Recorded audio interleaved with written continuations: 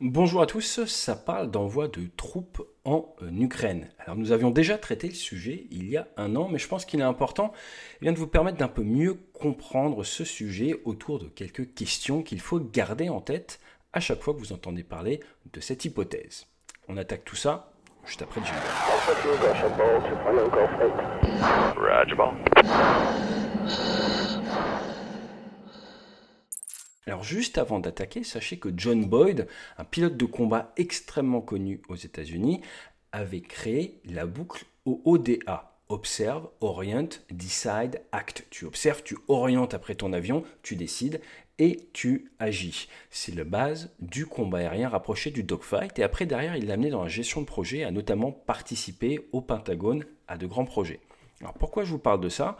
Parce que de nos jours, ce que l'on a plutôt tendance à observer, c'est la boucle CODA, ou plutôt code. C'est-à-dire d'abord on fait de la communication, ensuite on observe ce qui se passe, éventuellement ça décide, et généralement l'action consiste à repartir vers un autre angle de communication. Pourquoi je vous dis ça? Parce que ça fait plus d'un an que ça parle d'envoi de troupes, et pour l'instant il n'y a pas de troupes. Et la raison majeure, c'est parce qu'en fait c'est beaucoup plus compliqué que ça en a l'air. Et la première question à laquelle il faut répondre, c'est quel est l'objectif de l'envoi de troupes? On parle souvent d'état final recherché, mais présentez-le différemment si vous voulez. Pourquoi est-ce que l'on envoie des troupes?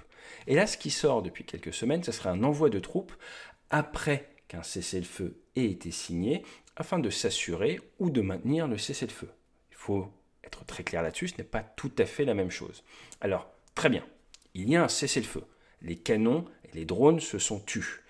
Vous envoyez des troupes sur place, des troupes occidentales. Et là maintenant, imaginez, vous êtes capitaine, vous êtes à la tête d'une unité et vous allez forcément demander à votre chaîne de commandement qu'est-ce que je suis censé faire. On va réfléchir à différents scénarios. Il y a votre vie et celle de vos hommes en jeu, ça vous intéresse un petit peu. Et en réfléchissant au sujet, vous allez vite vous rendre compte qu'il y a trois grands scénarios possibles après un cessez-le-feu pour les troupes au sol. Et là, je suis franco-français, je m'intéresse si j'étais capitaine déployé sur place là-bas. Scénario numéro 1, c'est que la paix est maintenue. Très bien. Dans ce cas-là, la question que vous allez vous poser, c'est on reste combien de temps? On a déployé X milliers d'hommes, combien de temps est-ce qu'on reste déployé? Pourquoi est-ce que c'est important? Parce que tous les hommes déployés sur ce théâtre-là ne peuvent pas être déployés sur un autre théâtre.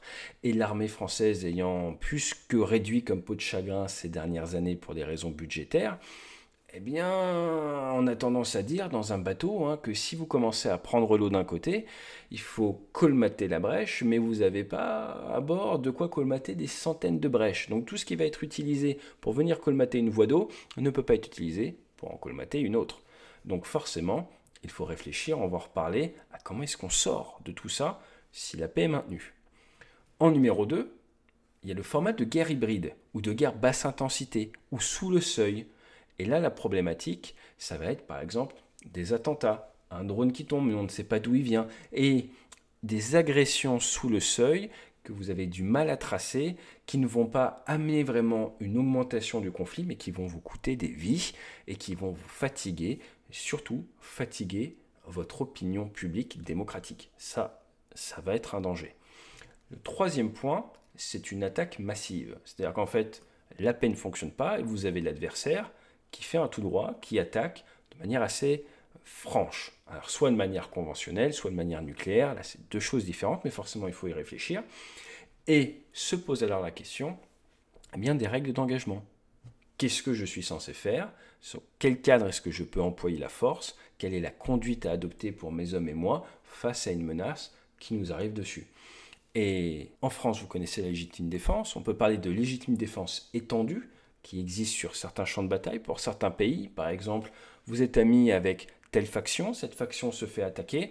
De votre propre initiative, sur le terrain, vous dites c'est de la légitime défense étendue, on attaque un ami à moi, donc j'attaque la personne qui l'attaque.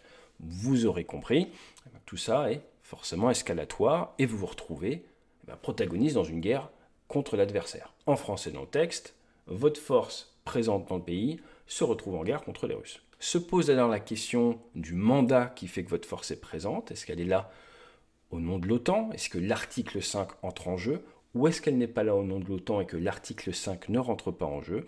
Ce qui voudrait donc dire à ce moment-là, par exemple, eh bien, que vous avez des soldats italiens qui se retrouvent à tirer sur des Russes, de facto une escalade entre Italiens et Russes, et certains décideurs, notamment italiens, pour éviter tout ça, ont fait des annonces comme quoi ils ne comptaient pas envoyer de troupes. Ça, c'est tout le problème décisionnel. Maintenant, une fois que vous avez les troupes sur place, forcément, il va falloir réfléchir à leur protection aérienne. Donc ça va demander des moyens et logistiques. Et il ne faut pas oublier que l'Ukraine est un très grand pays. C'est plus grand que la France, ce qui impose ces défis logistiques. On a vu par exemple avec les opérations en Afrique, eh bien que la projection avec la logistique nécessite beaucoup de moyens et que c'est pas forcément facile.